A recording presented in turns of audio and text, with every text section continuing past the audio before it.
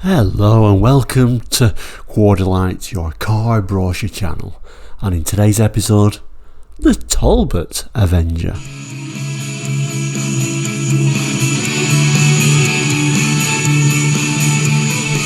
Welcome back, and if you're new to Quarterlight, we're a car brochure channel here on YouTube, looking at car brochures from around the world for the 60s, 70s, 80s and 90s, and sometimes beyond that as well. So if you're interested in cars and car brochures, please consider subscribing.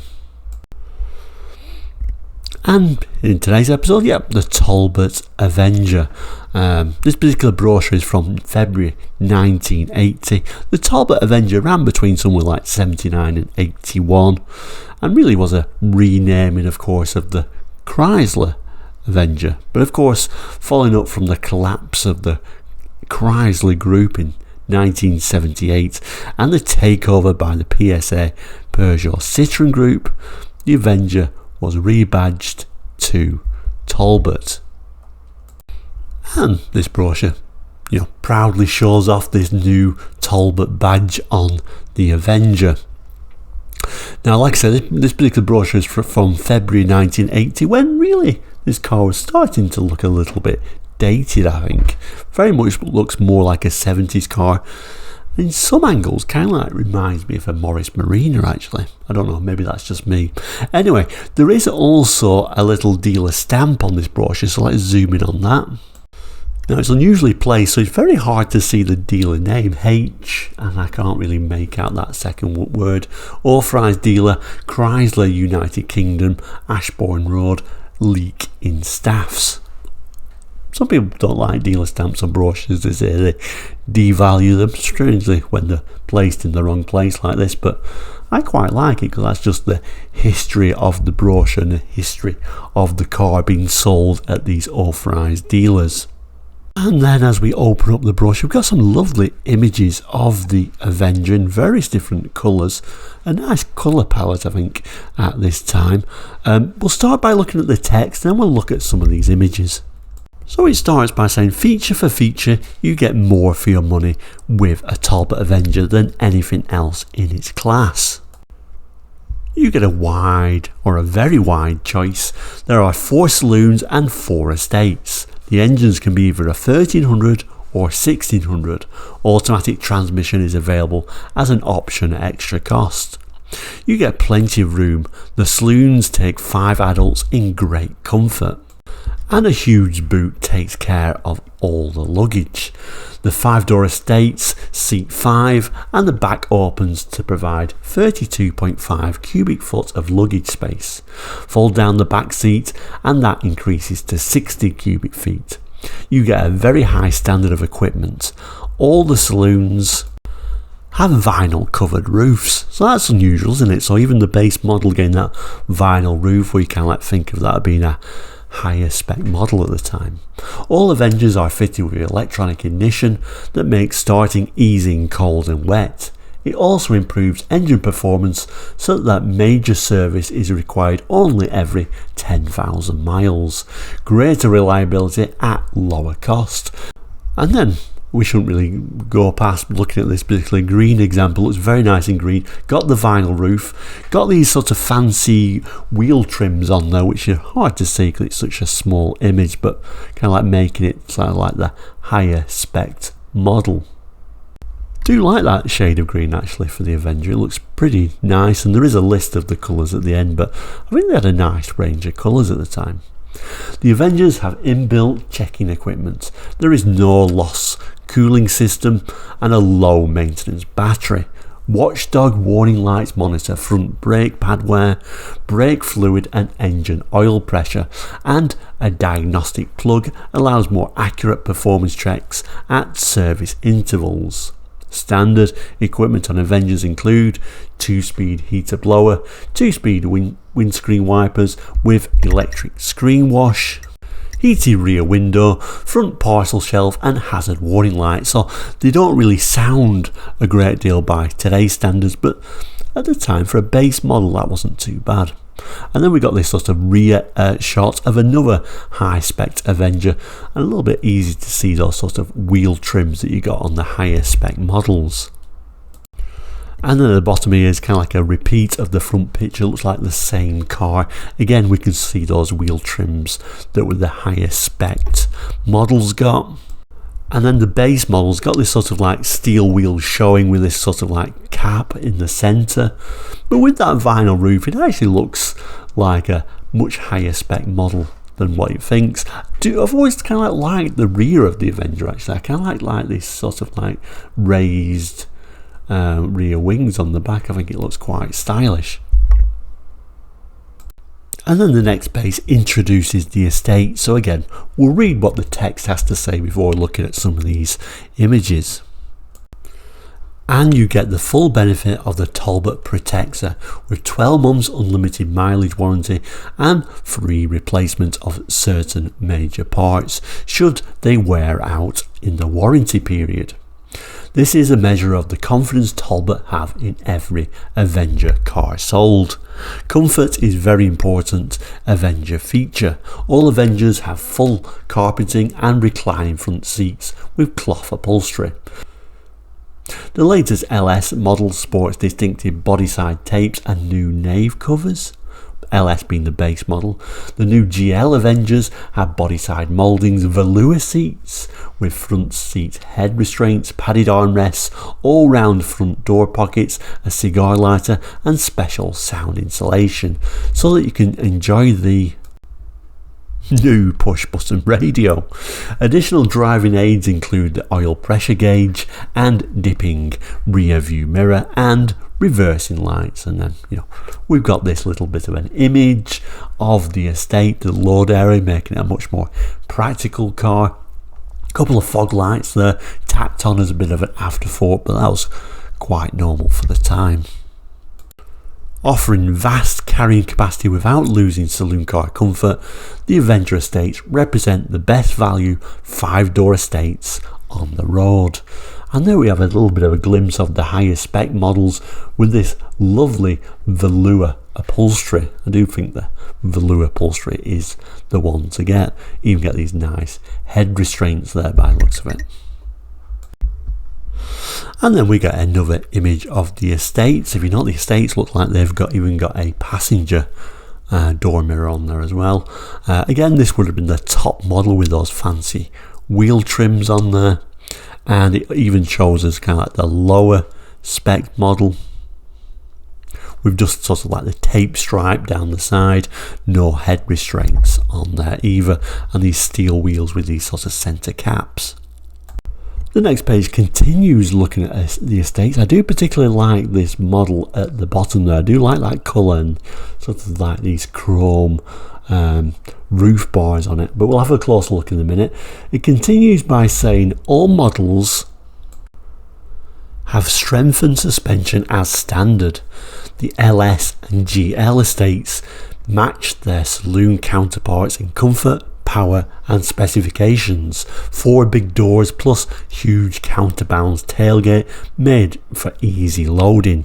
The GL estate adds tailgate wash wipe and carpeted load area to the saloon features. And then we get this, the GLS is the ultimate estate with its powerful 80 bhp engine, halogen headlamps, front fog lamps, bright wheel arch mouldings, huge chrome roof rack and radio stereo cassettes. Whatever your driving needs, business or leisure, there is a Talbot Avenger exactly right for you. And then we get this really nice front view of this particular Talbot Avenger. If you notice the badge in the centre there, still using that Chrysler Pentastar badge, and they had to because Chrysler still owned the name Avenger. Later on, of course, in the US they had the Dodge Avenger, of course, so they still had to use that little Pentastar badge. Nice spec this one though, isn't it, with the front fog lamps and that big chrome roof bars. And then the main image here, again that top of the range one from the rear. Again, I really like those sort of chrome luggage bars on the top, almost reminds me a bit Mercedes-esque, which is a weird thing to say. We've got them two fog lamps kind of like fitted in as a bit of an afterthought, but obviously a much more practical car. But this top of the range one I think is the one to get, and I do particularly like it in this particular colour. And on the back page are the specifications for the Talbot Avenger. So we'll zoom in on those and let's have a look to see what we can see. Okay, so it starts by saying engines are all 4-cylinder 5-bearing crankshaft units with a cast iron cylinder head. There's the 1300 engine on the LS and GL 4 and 5 door models. 1295cc. There's the 1600 on the LS and the GL 4 and 5 models, 1598cc. And it looks like there is a second 1600 engine for the GLS, a little bit uprated by the looks of it. And then going down the list, it talks a bit about the ignition system, the cooling system, the clutch, gearbox. Just 4-speed, but of course it is all synchromesh, centre floor change, automatic transmission and optional extra. And then we've got information about the rear axle, the chassis, front suspension, rear suspension and the steering. If you do want to look at that in more detail, I think you should be able to pause the screen and have a look at that. The brakes, disc at the front, drum at the rear, which you kind of like expect this time, and then the wheels, there's that base LS pressed steel with a centre cover, and that GL and GLS with the pressed steel and that unusual styled wheel cover. Then we got what tyres it has, the petrol tank and the instruments for various different models, so let's have a look at that. So the base LS has a speedometer, as it calls it, a trip recorder, water temperature gauge, fuel gauge, choke, oil pressure, ignition, main beam, side rear lamp, direction indicator, brake failure and front pad warning light. And then the GL and GLS is the same as the LS, but with the addition of an oil pressure gauge, voltage supply gauge, rev counter, warning lights of fuel, low fuel level and handbrake. And then the standard equipment, so the LS has 2-speed heater blower, ventilation equipment, 2-speed screen wipers with flick wipe, electric screen wash, headlamp flashers, heated rear windows, childproof rear door catches, anti-burst car locks, courtesy interior lamp, carpet, floor coverings, 2 armrests, sun visor with passenger vanity mirror, face level vents, driver's door mirror, 2 mirrors on the estate car, illuminated controls, interior bonnet release, front parcel shelf, hazard warning flashers, recline front seats, full width cloth seats, rear fog lamps, vinyl covered roof. So it's all pretty standard stuff apart from that vinyl roof, which seems a little bit special for the base model. And then the GL, the same as the LS but with the addition of centre console, cubby box, 4 armrests, front door pockets, automatic luggage area lamp, reversing lamps, clock, dipping rear view mirror, cigar lighter, rheostat panel, lamp, front seats, head restraints, full width velour seats, push button radio, tailgate wash wipe on the estate. So I think you at least want to go up to the GL, if nothing else, to get those nice vinyl seats.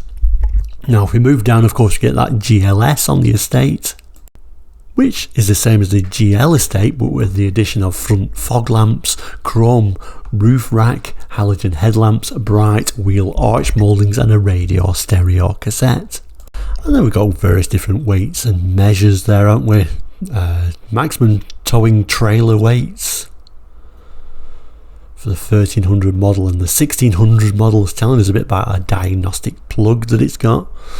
And then further down, then later on, interestingly, it's got the Talbot approved accessories, which you would expect, but it says Talbot and Mopar approved accessories. Of course, Mopar is the accessories for Chrysler, so still got that Chrysler touch, that little relationship still there in this particular Talbot brochure.